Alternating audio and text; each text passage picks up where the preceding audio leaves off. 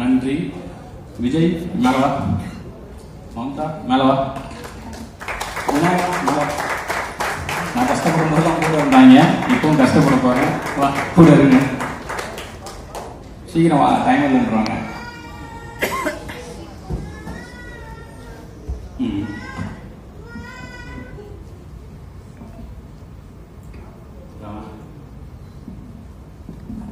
இவங்க 3 பேர் தான் இந்த படம் இன்னைக்கு எந்த நிலைமையில இருக்கோ அதுக்கு காரணம். ஏன்னா சில நேரத்தில் நான் கூட தடுமாறி இருக்கேன், இது வந்து சரியா இருக்குமா அப்படின்னு கேட்டுக்கிறேன். அப்பெல்லாம் வரும்போது எங்கேயும் வரா, அதுக்கு இவன் அசோசியேட் எடிட்டரு. என்ன சொல்ல போனா இவன் எனக்கு தெரிஞ்சு இந்த ஒரு 1.5 வருஷத்துல எப்படியும் ஒரு 10-20 நாள் பட்டி கிடந்திருப்பான் என் கூட சேர்ந்து. ஆனா ஒரு நாள் கூட அதை காமிச்சிக்கவே மாட்டான். அது மாதிரி ஏதாவது டவுட் இருக்குடா, இல்லடா இது ஒர்க் ஆகுமா ஒர்க் ஆகாதா அப்படின்னு யோசிக்கும் போதெல்லாம் அவன் தான் எனக்கு சப்போர்ட் பண்ணுவான். ஒர்க் ஆகாது சார்ன்றான். சரிடா அப்போ வேண்டாம் மாற்றிடுவோம் அப்படின்னு சொல்லிட்டு அந்த கிரிக்கெட் போர்ஷன்ஸில் எனக்கு நிறைய கைட் பண்ணான். ஒரு சில நேரம் கிட்ட நம்ம ரொம்ப ஓவராக நோ சொன்னா கோச்சு போறான்னு சொல்லிட்டு மூஞ்சி மட்டும் அமைதியாக வச்சுக்குவான். அப்புறம் அடுத்த நாள் அதையும் சொல்லிடுவான், சார் இல்லை சார் அது செட் ஆகலை அப்படின்னு சொல்லுவான். ஸோ அந்த மாதிரி இவன் இந்த படத்துக்கு டைட்டில் எல்லாருமே சொன்னாங்க ரொம்ப நல்லா இருக்கு, கனெக்டிவிட்டியா இருக்கு அப்படின்னு சொல்லிட்டு. ஆக்சுவலாக அந்த டைட்டில் ஃபர்ஸ்ட் நான் வைக்கும்போது எனக்கு பிடிக்கல, எனக்கு இந்த டைட்டில் பிடிக்கல. ஆனால் சரி எனக்கு டவுட் வந்துன்னா ஓட்டு தான், எல்லாருக்கும் விட்டு பார்ப்போம், ஒர்க் ஆச்சுன்னா இது பண்ணலாம் அப்படின்னு சொல்லிட்டு அப்போ அந்த டைட்டில் எனக்கு சொன்னது வந்து இவன், அது சப்போர்ட் பண்ணது இவன். நான் என்ன டைட்டில் வைக்கிறதுன்னு தெரியல.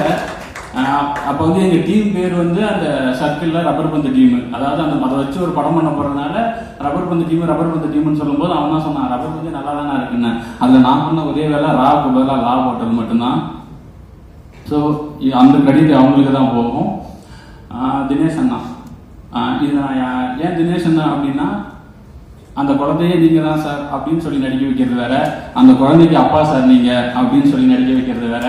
நீங்க ஹீரோ ஆனா ஹீரோ எனக்கு அப்பா அப்படின்னு சொன்னா. ஸோ அவர் என்கிட்ட என்னன்னு தெரியல 15 நிமிஷம் தான் கதை கேட்டிருப்பாரு. 15 நான் சொன்னேன் இது மாதிரி 2 குண்டு இருக்குண்ணே அப்படின்னு. எங்க முதல் குண்டு போடு பார்ப்போம் அப்படின்னாரு. நீ உங்களுக்கு இந்த இதுல 40 வயசு 41 வயசு இருக்குண்ணே, அது குண்டு கிடையாதுரா அப்படின்னு சொல்லிட்டாரு. சரி 2வது குண்டு சொல்லு அப்படின்னாரு. நான் கதை சொல்லிட்டே வரேன், ஒரு 10 நிமிஷத்துல அந்த குண்டு வந்துடும். அது உங்களுக்கு பிடிச்சதுன்னா கன்டினியூ பண்ண சொல்லுங்க, இந்த டைம் நான் அப்படியே அனுப்பி விட்டுருங்க அப்படின்னு சொல்லிட்டே வந்தேன். 10வது நிமிஷம் நீங்க வந்து அந்த துர்காவுக்கு அப்பா அப்படின்னு ஒரு நிமிஷம் அப்படியே பார்த்துட்டு கன்டினியூ பண்றா அப்படின்ட்டாரு. அப்போ அதுக்கப்புறம் ஒரு 15 நிமிஷம் ஃபுல் கதை வேணாண்டா, நீ கிரக்ஸ் மட்டும் சொல்லு அப்படின்னு சொல்லி இதுக்கப்புறம் மிட் என்ன எண்ட் என்னன்னு மட்டும் சொல்லுனாரு. ஓகேன்ட்டேன். ஆனால் எனக்கு தெரியல எப்படி ஓகேனோடனே நானே பண்ணேன். ஆனால் ஓகே தானே அப்படின்னா. ஆமாடா ஓகேடா நான் பண்ணுறேன் அப்படின்னு சொல்லிட்டாரு. வாடா போடா சொல்ல. அப்புறம் அதை கோச்சு நான் எப்போ ஒன்று வாடா போடா சொன்னேன் அப்படின்னு சொல்லுவார். தமிழ்னு சொன்னார். எப்படின்னா அதுக்கப்புறம் நான் என்ன புரிஞ்சுக்கிட்டேன்னா எனக்கு எவ்வளோ விஜயகாந்த் சாரை பிடிக்குமோ அதே அளவுக்கு அவருக்கும் அது பிடிச்சிருந்தது போல. ஸோ அவருக்கு நான் சொன்னேன், நீங்கள் இந்த படத்தில் விஜயகாந்த் சார் ஃபேனாக வரும்போது நான் விஜயகாந்த் சார் செலிப்ரேட் பண்ணுற அந்த எண்ணத்துக்கு அவர் இந்த படத்தை ஓகே பண்ணியிருக்காரு. அதான் நான் வந்து அன்னைக்கு சொல்ல, பட் அவர் என் கூட இந்த 1.5 வருஷம் இருந்தப்போ அதில் நான் புரிஞ்சுக்கிட்டேன். ஓகே அதனால இந்த படம் ஒர்க் ஆயிருக்கு அப்படின்னு சொல்லிட்டு. ஸோ தினேஷ்னா ரொம்ப தேங்க்ஸ். இல்லைன்னா அது வந்து இந்த ஒரு வெறும் மாமனாரை மட்டும் போக வேண்டிய ஒரு கேரக்டரை இந்த அளவுக்கு இன்னைக்கு ஒரு இந்த கடைசி 1 வாரத்தில் சோசியல் மீடியாவை பார்த்தா தெரியும். அதை எனக்கு ஒரு பெருமை சந்தோஷமா என் ரைட்டிங்க்கு ஒரு உயிர் கொடுத்ததுக்கு ரொம்ப நன்றினா.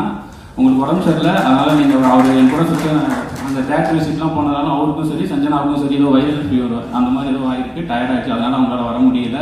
தப்பா எடுத்துக்காதீங்க யாரும். அசோதர் நீங்க நல்லா தான் பண்ணீங்க, சொல்லக்கூடாதுன்னு இல்லை. எனக்கு சரி இதை நான் சொல்றது இல்லை, நம்ம எல்லாமே சேர்ந்து தானே ஒர்க் பண்ணியிருக்கோம், அதனால எனக்கு சொல்றதுக்கு கரெக்டாக இருக்குமான்னு தெரியல. இவங்க சொல்லணும், அதுக்கப்புறம் ஓகே அப்போ நம்ம கரெக்டாக தான் பண்ணியிருக்கோம் அப்படின்னு தான் தெரிஞ்சதை தவிர மற்றபடி சொல்லக்கூடாதுல. ஏன்னா செட்டே சொல்லிருச்சு, இங்கே நடிக்கும்போது வேடிக்கை பார்க்க அந்த என் ஒய்ஃப் கூட 2-3 நாள் வரும்போதே சொல்லுவாங்க என் தலைவி தாண்டா இந்த படம் அப்படின்னு சொல்லுவாங்க. ஸோ நீங்கள் ரொம்ப நல்லா பண்ணியிருக்கீங்க. அந்த கேரக்டருக்கு அதே தான் சேம், நீங்கள் ஹீரோயின் ஆனால் இன்னொரு ஹீரோயினுக்கு அம்மா இப்படி சொல்லி இது ஒரு காம்ப்ளிகேட்டடான இது. அவங்க வந்து என்கிட்ட கதை கேட்கும்போது ஜூம் காலில் கேட்குறாங்க. நான் ஃபர்ஸ்ட் கதை சொல்கிறேன். அவங்களோட எண்ணம் என்னன்னா தமிழ் சினிமாவோட ரீஎன்ட்ரி வேணும் சார். இப்போ அவங்க எவ்வளோ எமோஷன் பேசினாங்களோ அதை அப்படியே என்கிட்ட சொன்னாங்க. நான் ஒரு செகண்ட் கதையை சொல்லலாமா வேணாமனு யோசித்தேன். பட் சொல்லிடுவோம், சொல்லிட்டு அதுக்கப்புறம் என்ன சொல்கிறாங்கன்னு சொன்னால் அவங்க சொல்லி முடிச்ச உடனே அவங்க ஓகேன்ட்டாங்க. அவங்க ஒன்றே ஒன்று தான் கேட்டாங்க, சார் எனக்கு நான் எந்த லாங்குவேஜ் பண்ணாலும் தமிழில் ரீஎன்ட்ரி ஆகணும், எனக்கு தமிழில் பிரேக் கிடைக்கணும் சார், நான் அதுக்கு தான் இவ்வளோ பண்ணிட்டு இருக்கேன், உங்களை நம்பி நான் இறங்குறேன் சார் அப்படின்னு ஹாப்பி அப்படிங்க. அப்போ இது சக்ஸஸ் மீட்டு தான். ஸோ அவங்க ஹாப்பினா கண்டிப்பாக நானும் ரொம்ப ஹாப்பி. நான் இந்த படம் பண்ணது என்னுடைய வெற்றி பை ப்ராடக்டாக தான் பார்க்குறேன். அசோதைக்கும் தினேஷ் அண்ணா அவங்களுக்குமே சரி, 2 பேருமே கிட்டத்தட்ட ஒரே காலகட்டத்தில் தான் இருக்காங்க, ஒரே இதில் தான் இருந்தாங்க. அவங்களுக்கு ஏதோ ஒன்று தேவை, அது கிடைக்காம சுற்றிக்கிட்டே இருந்தாங்க. அது இந்த படத்து மூலிமா கிடைச்சிருக்குன்னு அவங்களுக்கு நம்பினாங்கன்னா நான் ரொம்ப ஹாப்பியாக இருப்பேன். நான் அது ஃபர்ஸ்ட்டாக ஹாப்பியாக இருப்பேன். ரொம்ப தேங்க்ஸ் இந்த கேரக்டர் எனக்கு பண்ணி கொடுத்ததுக்கு உங்கள் 2 பேருக்குமே. ஹரிஷ் ப்ரோ, நான் இந்த கதை எழுதி முதல் ஹீரோவை அவருக்கு தான் ஃபஸ்ட்டு சொன்னேன், ஒரே மீட்டிங் தான் பண்ணுறேன்னு சொல்லிட்டாரு. ரொம்ப தேங்க்ஸ் ப்ரோ, அன்புவாக வந்ததுக்கு. சாப்பிட்றோம் அவர் பேசணும்னு சொல்கிறோன்னு நினைக்கிறேன். சாப்பிட விடாம அனுப்புனது, சாப்பிட விடாம வேலை வாங்குது. ஸோ நிறைய கஷ்டப்படுத்தணும், கஷ்டம் வேணும்னே படத்தில் அது அங்கே தேவைப்பட்டுச்சு. அது எல்லாம் பொறுத்துக்கிட்டு அவர் நினச்சிருந்தாருன்னா ப்ரொடியூசர்கிட்ட பேசியோ இல்லை வந்து யாரோ சொல்லி இல்லை நான் வந்து எனக்கு சில இதுக்கெல்லாம் வேணும் அப்படின்னு கேட்டிருந்தாங்கன்னா ஆப்வியஸாக ப்ரொடக்ஷன்லையும் சரிப்பா அதை என்னன்னு பார்த்துடலாம்ப்பா அப்படின்னு சொல்லியிருப்பாங்க. ஆனால் அவர் ஒரு நாள் கூட முகத்தை சொல்லிச்சதோ இல்லை வந்து பிரேக் விடாமல் நான் அந்த ஒரு நாள் அடின்னு அடித்த எதுவுமே இது வரைக்கும் இந்த நாள் வரைக்கும் என்கிட்ட லைட்டாக முகத்தை கூட காமிச்சதில்லை. ஆனால் நான் நிறைய பண்ணியிருக்கேன், நிறைய டார்ச்சர் பண்ணியிருக்கேன். பட் எதுக்குமே இல்லாமல் அவர் இந்த கதையை நம்பி என்னையை நம்பி இது வரைக்கும் என் கூட ட்ராவல் பண்ணிட்டு இருக்காரு. எனக்கு ப்ரொமோஷன்ஸ் வரைக்குமே அவர் வந்து என்னை அவ்வளோ பேக் பண்ணுறாரு, என்னை அவ்வளோ சப்போர்ட் பண்ணுறாரு. ரொம்ப தேங்க்ஸ் ப்ரோ. இதே மாதிரியே இருங்க, நிறைய பேர் சப்போர்ட் பண்ணுங்க.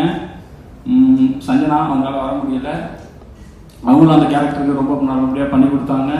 அந்த கேரக்டரை எழுதும்போது நான் கொஞ்சம் இந்த ஸ்கிரிப்டில் எனக்கு ஒரு டவுட்டுனா எனக்கு அவங்க கொஞ்சம் கம்மியாக எழுதிட்டோமோ இல்லை அது சரியாகுமான்னு தெரியலங்கிற ஒரு டவுட்டில் இருந்தப்போ அந்த கேரக்டரையும் இந்த படத்தில் அந்த உமன்ஸ் கேரக்டர் எல்லாம் ஸ்ட்ராங்னு சொல்லும் போது விட எனக்கு அசோதை எழுதும் போதே தெரியும் இந்த கேரக்டருக்கு கண்டிப்பாக அதுக்கான வேலையை பார்த்துருன்னு. ஆனால் சஞ்சனா கேரக்டர் மேலே எனக்கு ஒரு டவுட் இருந்துக்கிட்டே இருந்துச்சு. பட் அவங்க அதை புல் ஆஃப் பண்ணி அதையுமே என் ரைட்டிங் கொஞ்சம் எலிவேட் பண்ணி கொடுத்தாங்க. ஸோ அவங்களுக்கு ரொம்ப நன்றி. சார் ஜென்சனாக இருக்கட்டும், அவர் ஆர்ட் டைரக்டர் அவர் ஒரு ஸோ இந்த கேரக்டர் வந்து எல்லாருமே என்னன்னா ஒரு கட்டத்துக்கு மேலே அவங்க எந்த டிஸ்டர்பே பண்ணல. சரி இவர்கிட்ட ஏதோ ஒன்று கேட்குறாரு அதை கொடுத்துருவோன்னு சொல்லி வெயிலையும் மழையிலையும் எனக்காக அவ்வளோ பண்ணி கொடுத்தாங்க. உங்கள் எல்லாருக்கும் ரொம்ப நன்றி.